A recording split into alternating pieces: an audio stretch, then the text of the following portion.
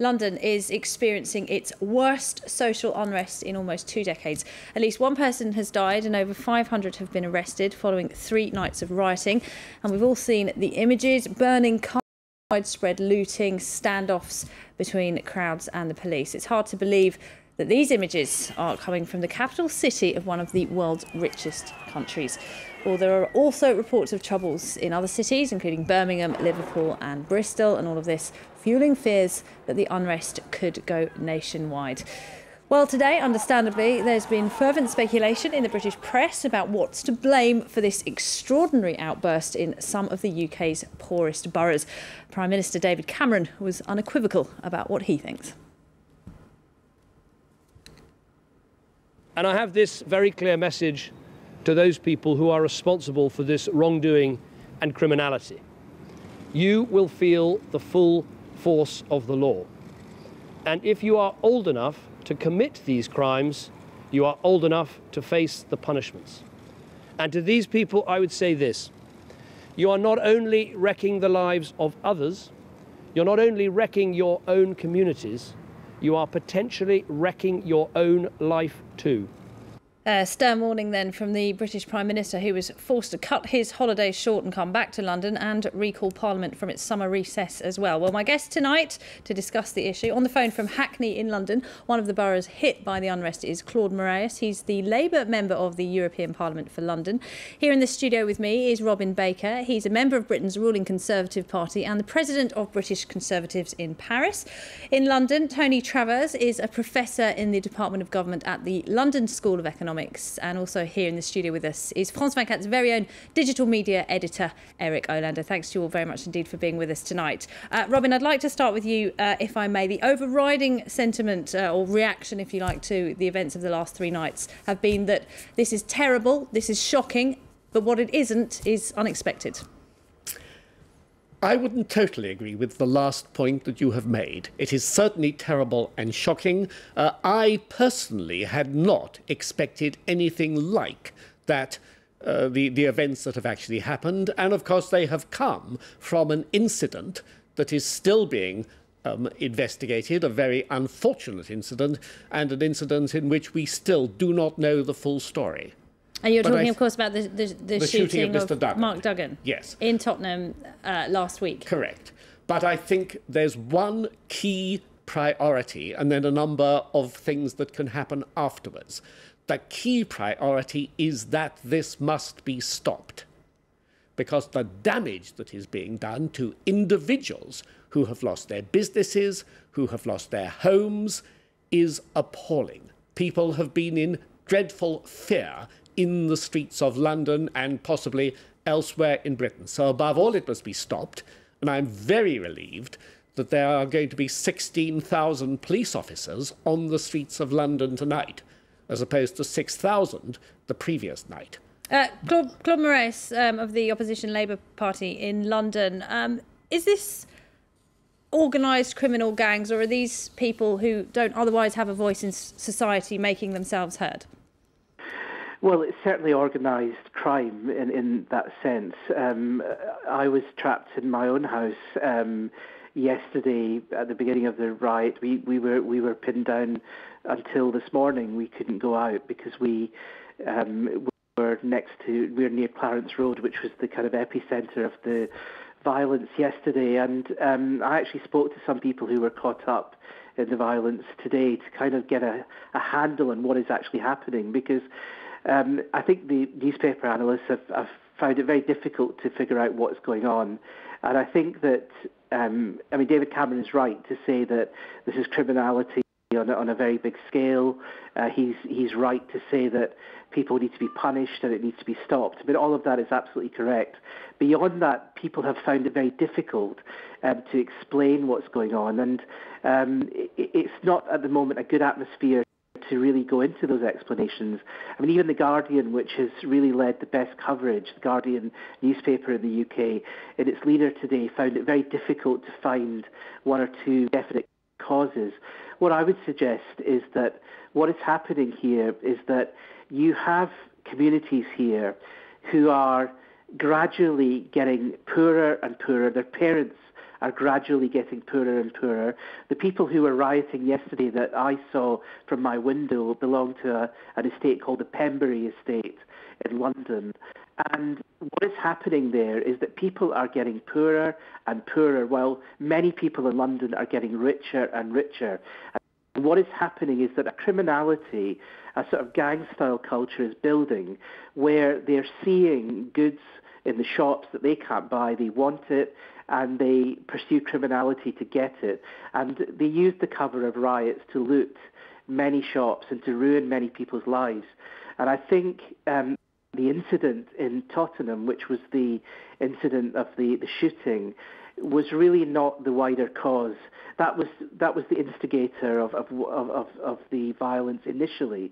Later on, new technology was being used, mobile phones, BlackBerry messaging, and I think generationally, politicians, the police, analysts over the age of 30 or 40 really don't understand how this is organised and how quickly you can move people to areas where they know the police will not be present. Right. This is a new and unique kind of rioting, which is very worrying. All right, and that's right, isn't it, Eric Olander? That's exactly what's been happening, and BlackBerry is a name that's been talked about a lot today. Well, it's BlackBerry, it's social media, and I think an excellent point was made is that the people over 30, if you will, the old people, are struggling to understand how to deal with this. So the debate that's been going on today has been focused on BlackBerry in specific, and there's a member of Parliament by the name of David Lammy, and if we look on the computer here, we can see that he's been tweeting all day for the immediate cessation and cutting of the BlackBerry Messenger service. He writes today, immediate action needed. Londoners cannot have another evening like last night or tonight. BBM clearly helping rioters outfox police, suspended. So he's calling for the suspension of a mobile phone service. Now, this is very similar to what we saw in North Africa, where, of course, Mubarak and Ben Ali also called for the suspension and actually enacted suspensions of their mobile phone systems in order for the police and authorities to gain the upper hand. It is a very fast-moving situation, but one of the commonalities that's tying all of the different rioters together, we don't know their race, we don't know their class, we don't know a lot of these things, is, of course, their use of new technology. And Claude Moraes, I'd just like to pick up on one point you made as well. If these people, as you say, are getting poorer and poorer, how can they afford BlackBerries? Well, I mean, that's the point that was made to me today, because it's very easy to just point at all of these people and just say it's all criminality. And indeed, it is absolute criminality. People's lives in my area have been ruined. Shops have been burned. People's lives and livelihoods have gone.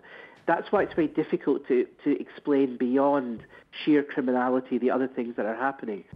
Right. One of the things that's happening, which all of us in the studio really find it hard to understand, and I find it hard to understand, but it is happening, is that in a rich city like London, there are people who may appear to be well off because they wear nice training shoes or whatever, but their parents are unemployed. They are often unemployed. The younger people are watching their parents have their benefits cut, and they are very angry.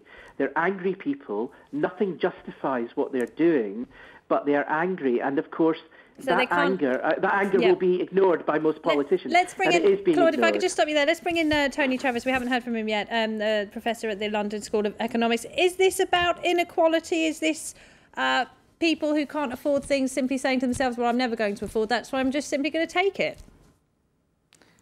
I think it's too early to judge whether it's a matter of one thing or another. I mean, there'll be a lot of rapid attempts to understand what's gone on here, and that's fully understandable. It is a shocking and unusual thing for a developed city to have to put up with this kind of civil disorder. So I don't disagree that it'll be necessary to work out how this all started.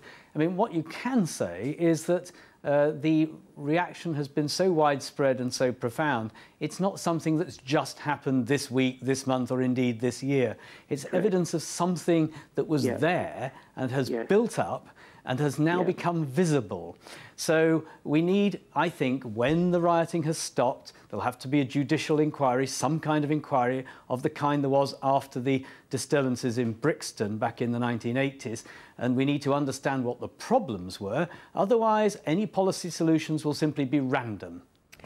Robin Baker, Have Conservative Party policies contributed to this in terms of people feeling poorer? For example, the policy to cancel the education maintenance allowance, which saw a lot of young people lose cash that they had in their pockets. Well, of course, that policy to cancel that allowance, it hasn't just been cancelled. It has been replaced by an alternative system. But some people will, of course, be worse off. I think the call will be to look for the causes of this, and this has got to be given a great deal of consideration, so I'm speaking perhaps far too early in the process, but I think we've got to look over a much longer period. And let me particularly pick out two possibilities. One has been the change in our education system over a very large number of years. When I was at school, I was taught values. It is unthinkable today that a school should try to teach people values, or in many of them. I was a governor of a comprehensive school when I last lived in England, and there we did try, under the excellent head teacher, the staff tried to incult a respect for excellence among the pupils, and he largely succeeded. But for much of the educational system, the concept that you should teach people values is abhorrent. What kind of values? The values of respect for authority, of respect for other people, of concern for other people, that type of thing, it seems to me that we are lacking, and that, I believe, has probably been a significant contributor to what we have seen today. All right. The other one, which is, of course, under attack by the new Conservative government, and particularly by the policies being introduced by Ian Duncan Smith, is to combat the dependency culture. If we look at the London borough of Haringey, the level of unemployment is appalling. I read on the internet today that it was 51%. I don't know if that figure is accurate. In some areas, and it's particularly young people who are affected, it's Exactly. 20%. It's twice the national average, for example, in Exactly. Tottenham. And 1 in 4 Haringey, people of unemployed. course, is a very young borough. There's a But what is the Conservative Party doing to help those people and create jobs rather than just cutting off their welfare payments? What the Conservative Party is doing is trying to dispel the concept of the dependency culture, whereas families are completely used to nobody in that family working. This is a very difficult thing to fight against. We're waiting to hear what George Osborne is going to say at the end of the summer about the growth strategy in England.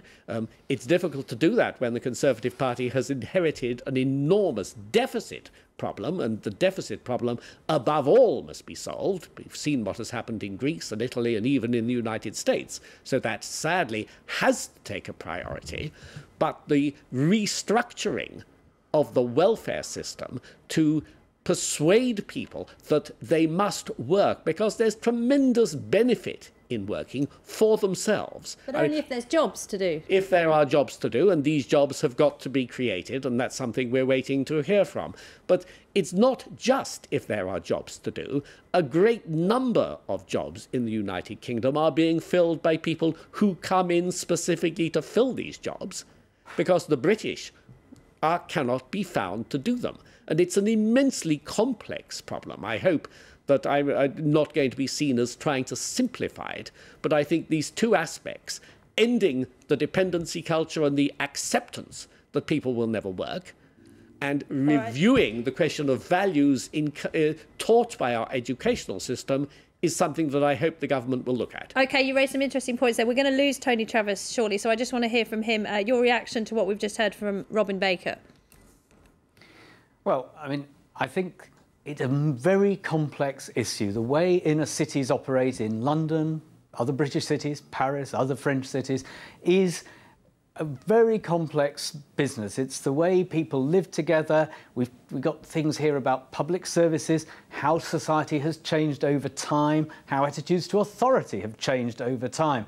And all I'll say is, this is a piece of analysis, these things are changes that have gone over a very long period, and they're not going to be fixed quickly. And I think what will be needed in the short term is there'll have to be government support for the rebuilding of some of the areas concerned, but then there will have to be a serious look by local and national politicians at the way in which public services, and particularly the way in which young people are treated by public services, how that affects them and how that brings them into society.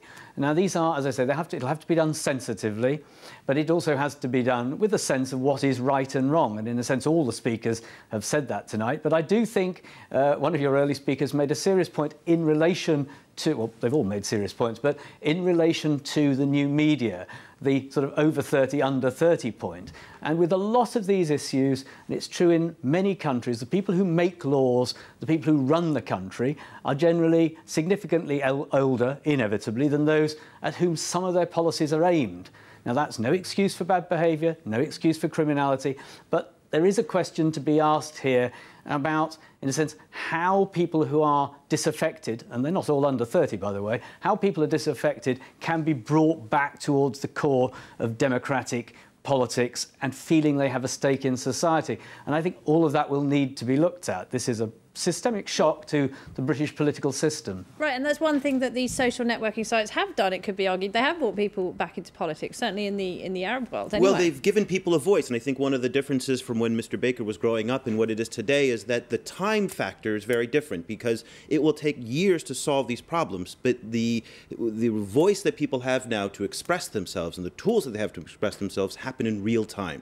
So there is a contradiction that exists there, because if people aren't happy, they're organizing, they're expressing themselves, and they're creating stories that really tell the entire world and allows for organization and allows for protest movements like this to form, whether it's in London or in Cairo. And there's images as well. We're seeing pictures very, very quickly, pictures that we wouldn't have seen before when perhaps the establishment, if you like, was choosing what we could see. The volume of pictures and video and text from Twitter is simply overwhelming. And this is, again, another problem for authorities in how to deal with this, again, which we've seen these instincts that come up to shut the systems down. That ultimately will not solve the problems. What solves the problems is the underlying solutions that come to, housing and jobs and whatnot. Shutting down the communication networks did not work in Cairo, it did not work in Tunis, it will not work in London. All right, OK, we're going to have to take a brief pause here. When we come back, we will have the international headlines for you and the second part of tonight's debate.